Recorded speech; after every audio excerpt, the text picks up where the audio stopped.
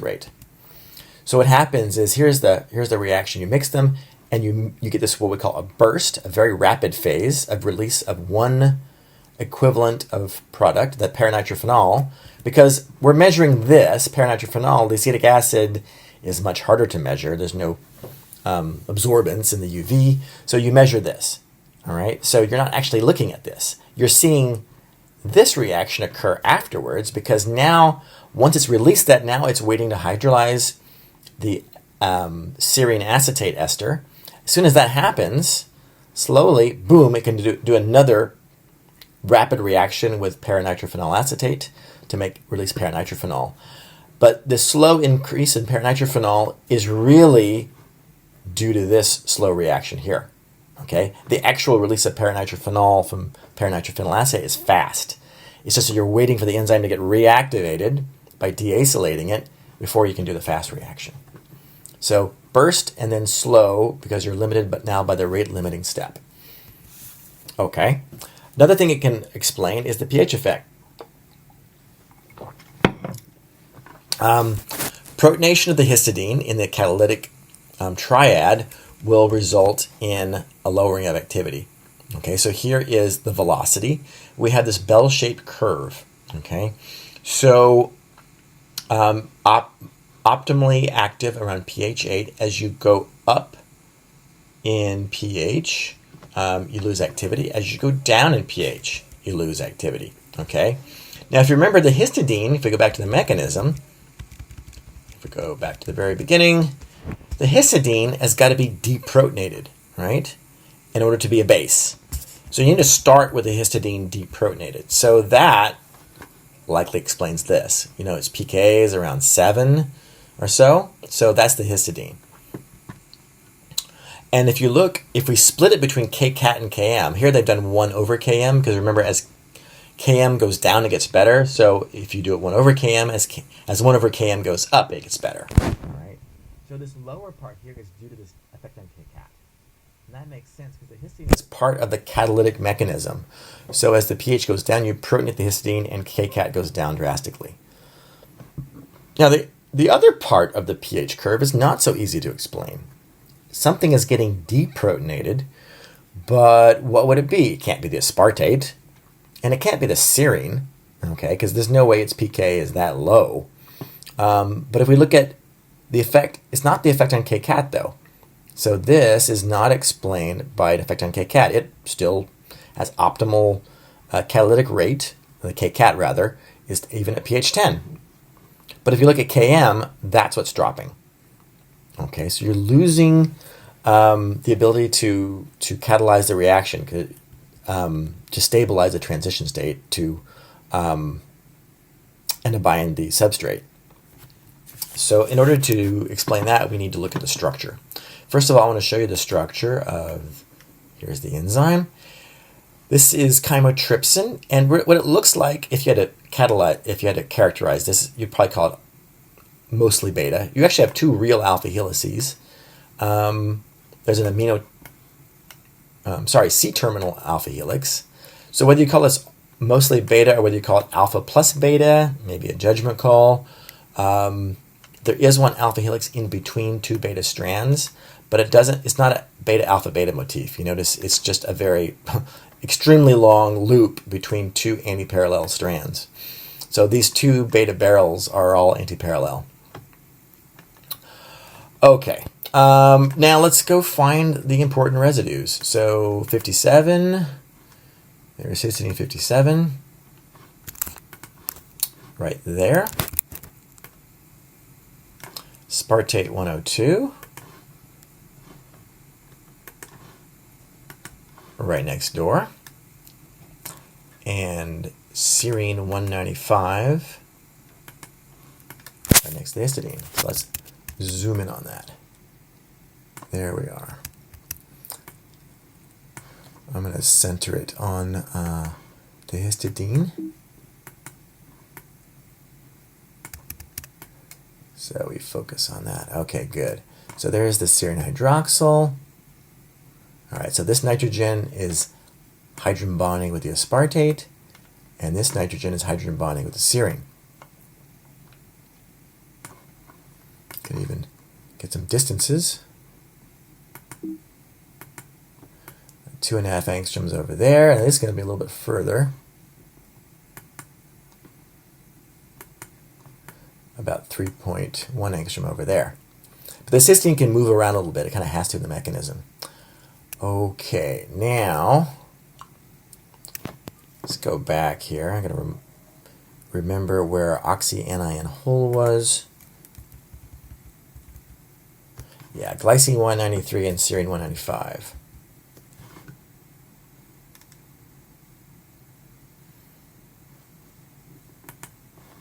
Let's find them.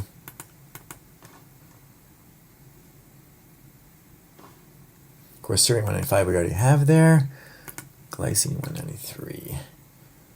Okay, so there are the two nitrogens of those two residues.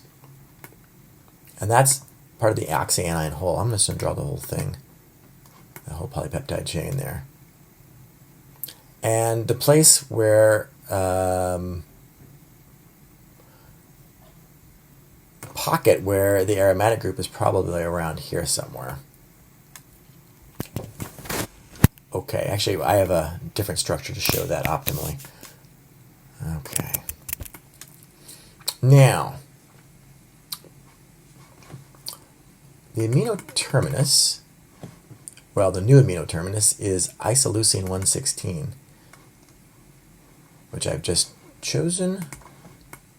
Where is it? It's over here.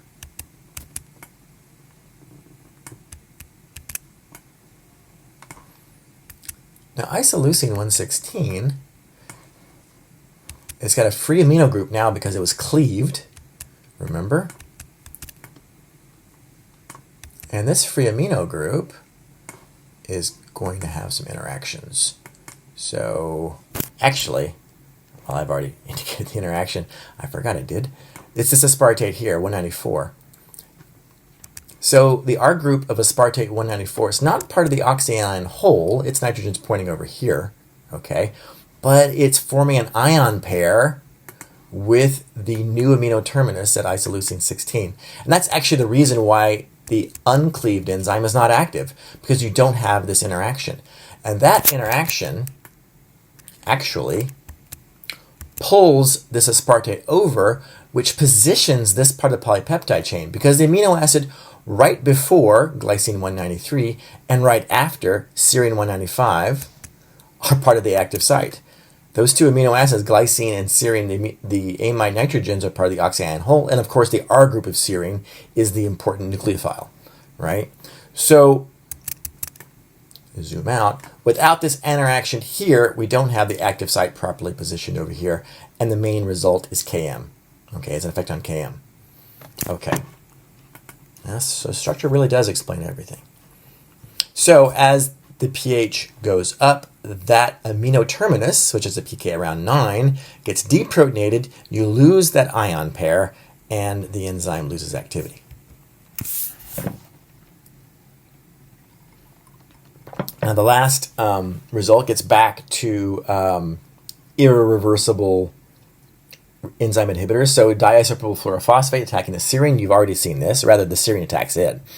Histidine is a target of chloromethyl ketones. These are irreversible inhibitors that will target the nitrogen of the imidazole, and those will also inactivate the enzyme. And if you mutate any member of the catalytic triad, the histidine, the aspartate, the serine, you will drastically reduce activity.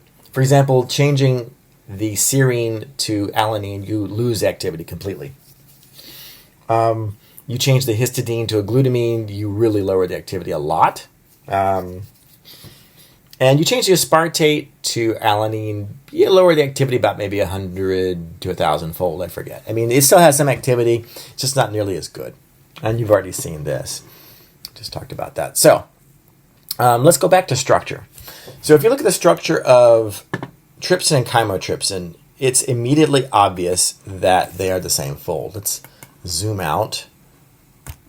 So, yeah, so here's those two beta barrels. There's the active site kind of in between those beta barrels. I'm going to zoom out, get rid of these, and put that to the side. Okay, now I'm opening up trypsin. I'm going to immobilize chymotrypsin. Go to trypsin. And move it over. I've already gotten the catalytic triad selected for that. So I'll move it around.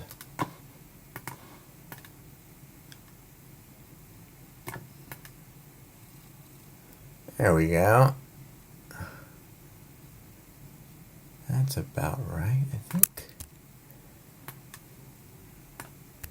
More or less.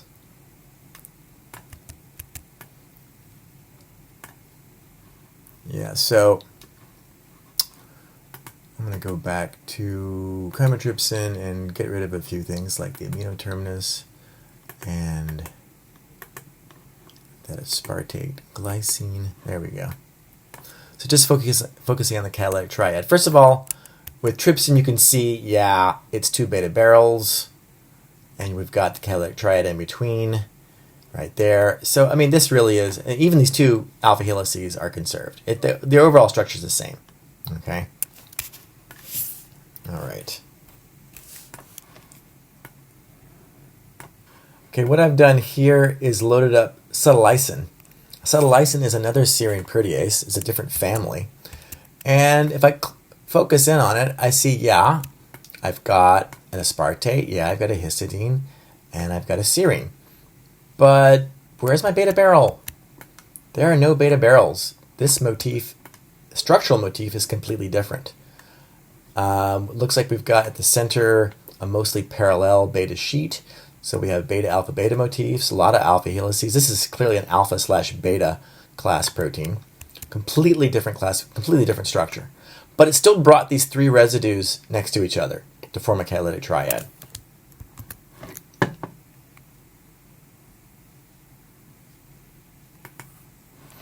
So it has a very different structure. In fact, if you look at the primary sequence, you can get a clue already. It can't be the same fold because look, here the aspartate is in front of the histidine. So in chymotrypsin, you got histidine and then aspartate and then serine, okay, and which is also part of the oxyanion whole. I'm sorry, this is yeah, this. It's a different number. Well, they're using a different numbering system. Looks like. Anyway, it doesn't matter. Moving on. In acetylysin, we got aspartate and then histidine and then serine. In the serine carboxypeptidase, we got the serine first, and then aspartate, and then histidine. And then in clip protease, we got a serine, then histidine, and then aspartate. So, I mean, you have 3, what? If you have 3 residues, the ordering, you have 3 times 2 times 1, 6 possible combinations. Here, 4 out of 6 different ways to order the catalytic triad. So these are 4 different protein families. And I don't think this is even a exhaustive list. So there's more than one way to skin a cat. There's more than one way to bring these 3 residues together to form a catalytic triad. And nature has come up with this multiple times.